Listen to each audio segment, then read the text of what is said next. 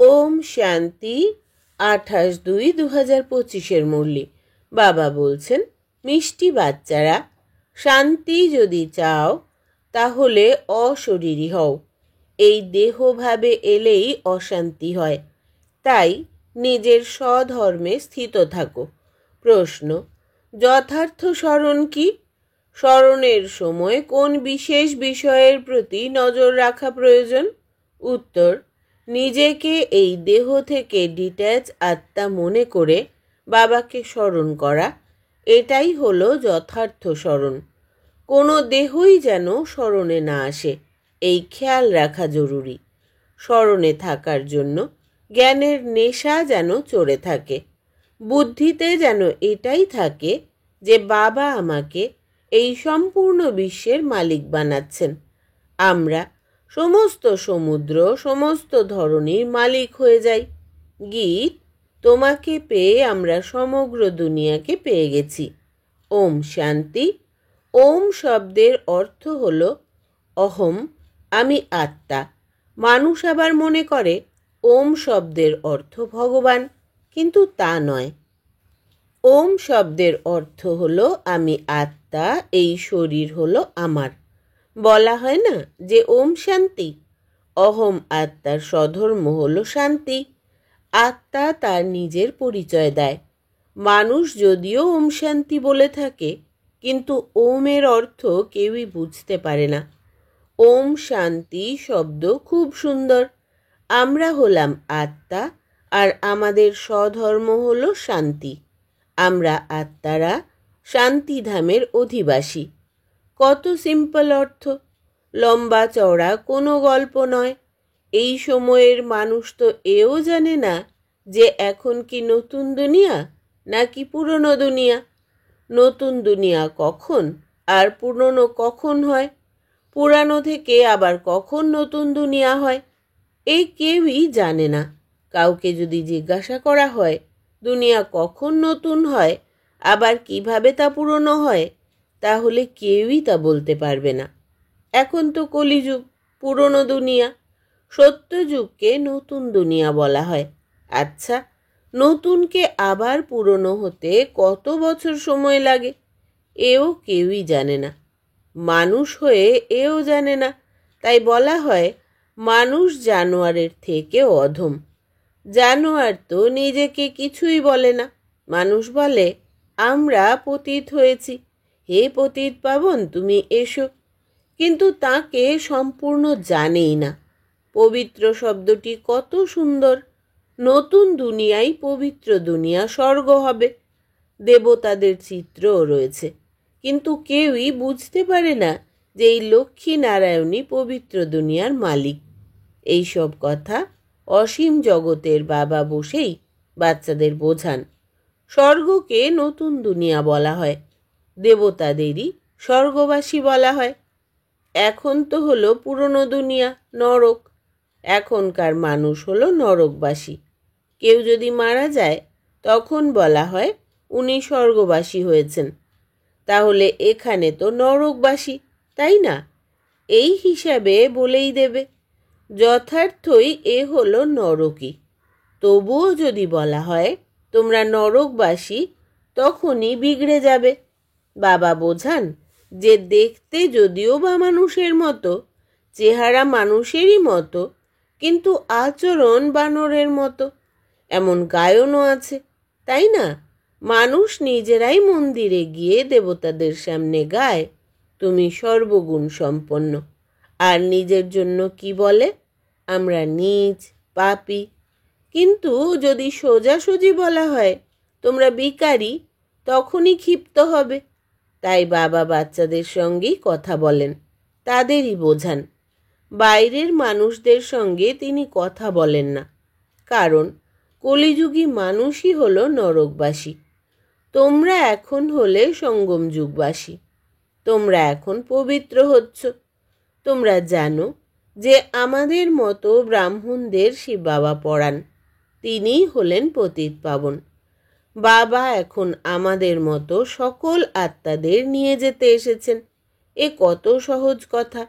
বাবা বলেন, বাচ্চারা, তোমরা আত্মারা শান্তিধাম থেকে এখানে পার্ট প্লে করার জন্য আসো। এই দুঃখধামে সকলেই দুঃখী, তাই মানুষ জিজ্ঞাসা করে মনের শান্তি কিভাবে হবে।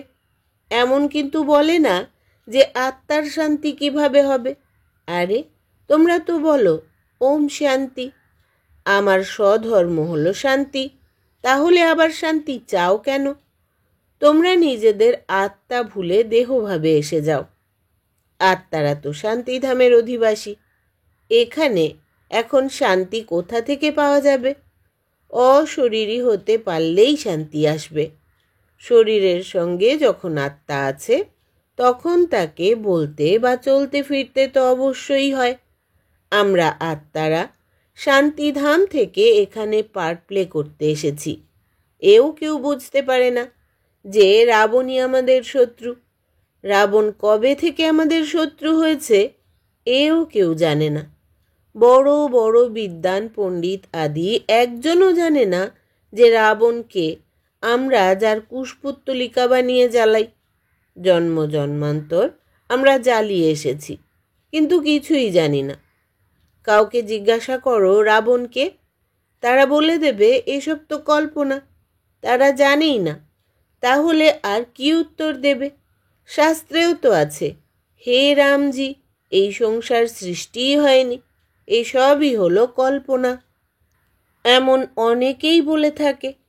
এখন এই কল্পনার অর্থ কি ওরা বলে যে এ হলো সংকল্পের দুনিয়া, যে যেমন সংকল্প করে তেমনই হয়ে যায়।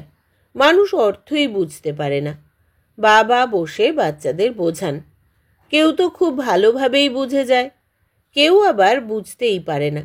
যারা খুব ভালোভাবে বোঝে তাদের বাবার প্রকৃত সন্তান বলা হবে, আর যারা বুঝতে পারে না তারা সৎ সন্তান, বইমাত্রেয় হবে। এখন সৎ সন্তান উত্তরাধিকারী হবেই না। বাবার কাছে যেমন প্রকৃত সন্তান আছে তেমনি সৎ সন্তানও আছে। প্রকৃত সন্তানরা তো সম্পূর্ণভাবে বাবার শ্রীমতে চলে, সৎ সন্তানরা চলবে না। বাবা বলে দেন যে এ আমার মতে চলে না, রাবণের মতে চলে। রাম আর রাবণ এই দুটো অক্ষর আছে, রাম রাজ্য আর রাবণ রাজ্য। এখন হলো সঙ্গম। বাবা বোঝান যে এই সব ব্রহ্মা কুমার কুমারীরা শিব বাবার থেকে অবিনাশী উত্তরাধিকারের আশীর্বাদ নিচ্ছে। তোমরা নেবে, শ্রীমতে চলবে? তখন তারা বলে কোন মত? বাবা শ্রীমত দেন যে তোমরা পবিত্র হও। তখন তারা বলে আমরা পবিত্র থাকতে চাই, কিন্তু স্বামী যদি না শোনে তাহলে আমরা কার কথা শুনব? ওরা তো আমাদের পতি পরমেশ্বর। কেননা ভারতে এই কথা শেখানো হয় যে পতি তোমাদের গুরু, ঈশ্বর আদি সব কিছুই। কিন্তু এই কথা কেউই বুঝতে পারে না। সেই সময় তারা হ্যাঁ বলে দেয়, কিন্তু কিছুই মানে না। তারা আবারও গুরুদের কাছে বা মন্দিরে যেতে থাকে। স্বামী বলে তুমি বাইরে যেও না, আমি রামের মূর্তি তোমার জন্য ঘরে এনে দিচ্ছি। তাহলেও তুমি অযোধ্যা আদিতে কেন বিভ্রান্ত হয়ে ঘুরে বেড়াও? তো শোনেই না। এ হলো ভক্তিমার্গের ধাক্কা। এই ধাক্কা তো অবশ্যই খাবে, কখনোই মানবে না। তারা মনে করে ও তো তার মন্দির। আরে তোমাদের স্মরণ রামকে করতে হবে নাকি মন্দিরকে? কিন্তু কিছুই বুঝতে পারে না। তাই বাবা বোঝান যে ভক্তিমার্গে তোমরা বলো হে ভগবান, তুমি এসে আমাদের সদ্গতি করো। কেননা তিনি ওই একজনই হলেন সকলের সদ্গতি দাতা। আচ্ছা, তিনি কখন আসেন তাও কেউ জানে না। বাবা বোঝান রাবণই হলো তোমাদের শত্রু। রাবণের বিষয়টি তো আশ্চর্যের। তাকে জ্বালানো হয় কিন্তু মরে না। রাবণ কি জিনিস এ কথা কেউই জানে না। বাচ্চারা, এখন তোমরা জানো যে অসীম জগতের পিতার কাছ থেকে তোমরা অবিনাশী উত্তরাধিকার পাও। মানুষ শিব জয়ন্তীও পালন করে, কিন্তু শিবকে কেউই জানে না। সরকারকে তোমরাই বুঝিয়ে বলো যে শিব তো ভগবান, তিনিই কল্পে কল্পে এসে ভারতকে নরকবাসী থেকে স্বর্গবাসী, ভিখারি থেকে রাজকুমার তৈরি করেন। তিনিই পতিতকে পবিত্র করেন। তিনিই হলেন সকলের সদ্গতিদাতা। এই সময় সকল মানুষই এখানে আছে। ক্রাইস্টের আত্মাও কোনো না কোনো জন্মে এসেছে, ফিরে কেউই যেতে পারে না। এদের সকলেরই সদ্গতি একমাত্র এই বড় বাবাই করেন। তিনি এই ভারতেই আসেন। বাস্তবে ভক্তি তাঁকেই করা প্রয়োজন, যিনি সদ্গতি করেন। সেই নিরাকার বাবা তো এখানে নেই। মানুষ তাকে সব সময় ওপরে মনে করে স্মরণ করে। কৃষ্ণকে কেউ ওপরে মনে করে না, আর সকলেরই নিচে এখানে স্মরণ হয়। কৃষ্ণকেও এখানেই স্মরণ করবে। বাচ্চারা, তোমাদের হলো যথার্থ স্মরণ। তোমরা নিজেদের এই দেহ থেকে পৃথক আত্মা মনে করে বাবাকে স্মরণ করো। বাবা বলেন, তোমাদের কোনো দেহ স্মরণে আসা উচিত নয়। এই কথা খেয়াল রাখা জরুরি। তোমরা নিজেকে আত্মা মনে করে বাবাকে স্মরণ করো।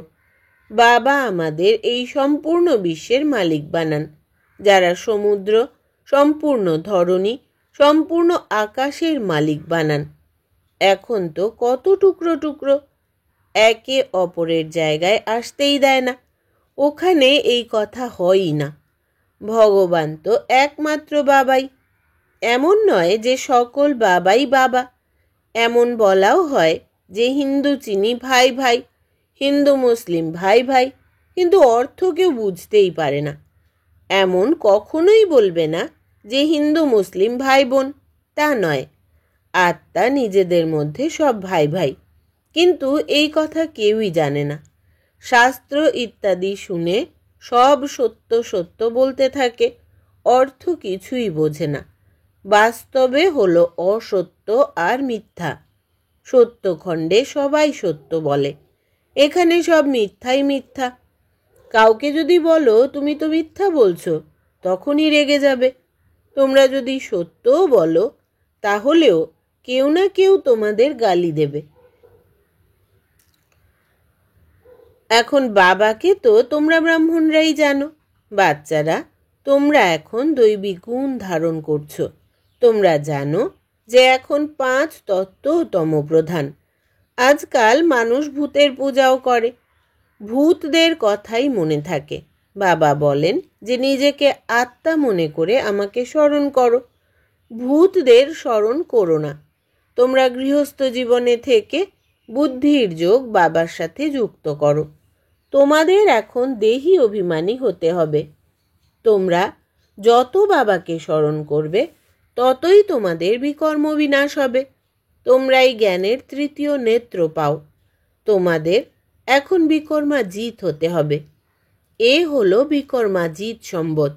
তোমরা যোগ বলের দ্বারা বিকর্মের ওপর জয় পাও। ভারতের যোগ তো বিখ্যাত, মানুষ জানেই না।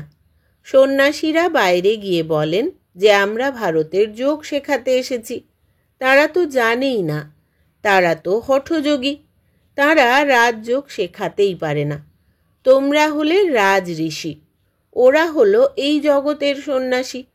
তোমরা হলে অসীম জগতের সন্ন্যাসী। এ তো রাত দিনের তফাৎ। তোমাদের মতো ব্রাহ্মণরা ছাড়া আর কেউই রাজযোগ শেখাতে পারে না। এ হলো নতুন বিষয়।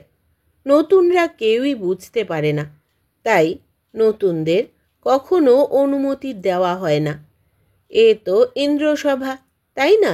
এই সময়ে সকলেই হলো পাথর তুল্য বুদ্ধি। সত্যযুগে তোমরা তো জানো সকলেরই হবে পরশ পাথর তুল্য বুদ্ধি। এখন হলো সঙ্গম যুগ।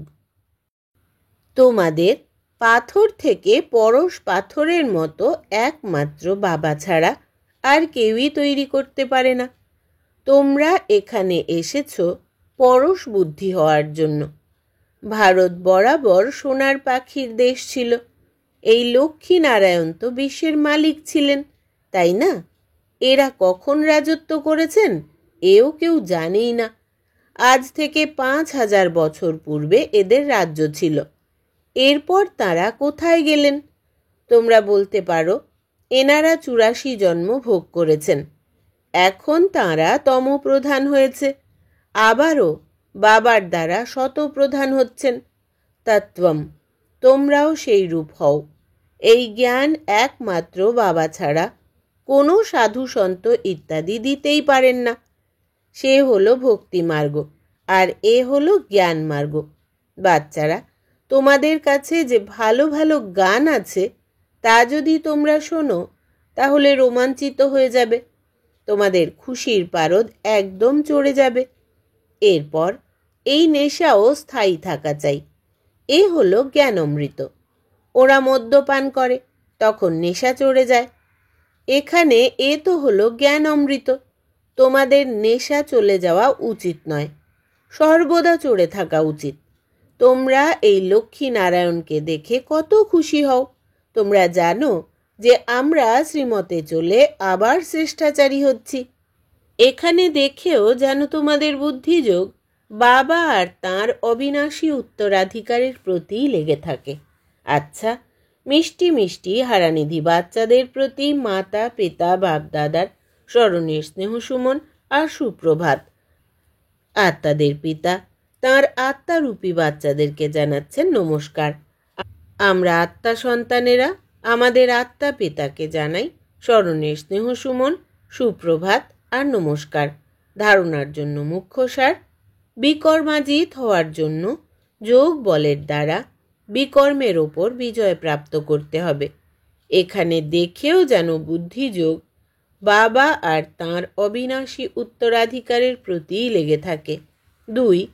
বাবার উত্তরাধিকারের সম্পূর্ণ অধিকার প্রাপ্ত করতে হলে প্রকৃত সন্তান অর্থাৎ মাতেলা হতে হবে।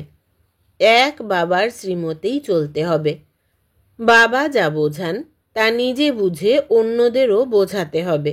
বরদান: দিব্য বুদ্ধির লিফটের দ্বারা 3 লোকে বিচরণকারী সহযোগী ভব। বিস্তার: সঙ্গম যুগে সকল বাচ্চাদের দিব্য বুদ্ধির লিফট প্রাপ্ত হয়। এই ওয়ান্ডারফুল লিফট দ্বারা 3 লোকের যেখানে চাও সেখানে যেতে পারো। কেবল স্মৃতির সুইচ অন করো তো সেকেন্ডে পৌঁছতে পারবে, আর যতটা সময় যে লোকে অনুভব করতে চাও ততটা সময় সেখানে স্থিত থাকতে পারো। এই লিফটকে ইউজ করার জন্য অমৃতবেলা কেয়ারফুল হয়ে স্মৃতির সুইচ যথার্থ রীতি সেট করো। অথরিটি হয়ে এই লিফটকে কাজে লাগাও, তাহলে সহযোগী হয়ে যাবে, পরিশ্রম সমাপ্ত হয়ে যাবে। স্লোগান: মনকে সদা আনন্দে রাখো, এটাই হলো জীবনে বেঁচে থাকার কলা। মনকে সদা আনন্দে রাখো, এটাই হলো জীবনে বেঁচে থাকার কলা। অব্যক্ত ইশারা: একান্ত প্রিয় হও, একতা আর একাগ্রতাকে ধারণ করো। একান্তবাসীর ডাবল অর্থ আছে, কেবল বাইরের একান্ত নয়, একের অন্তে হারিয়ে যাওয়াও হলো একান্ত। না হলে কেবল বাইরের একান্ত হলে তো বোর হয়ে যাবে, বলবে যে জানি না দিনটা কেমন যাবে। কিন্তু এক বাবার অন্তে হারিয়ে যাও, যেরকম সাগরের তলায় চলে যায় তো কত খাজানা প্রাপ্ত হয়, এই রকম একের অন্তে চলে যাও, অর্থাৎ বাবার থেকে যা কিছু প্রাপ্তি হয়েছে সেগুলোর চিন্তনে হারিয়ে যাও। আচ্ছা, আজকের সমান হচ্ছে: আমি দিব্য বুদ্ধির অধিকারী সহযোগী আত্মা। ওম শান্তি।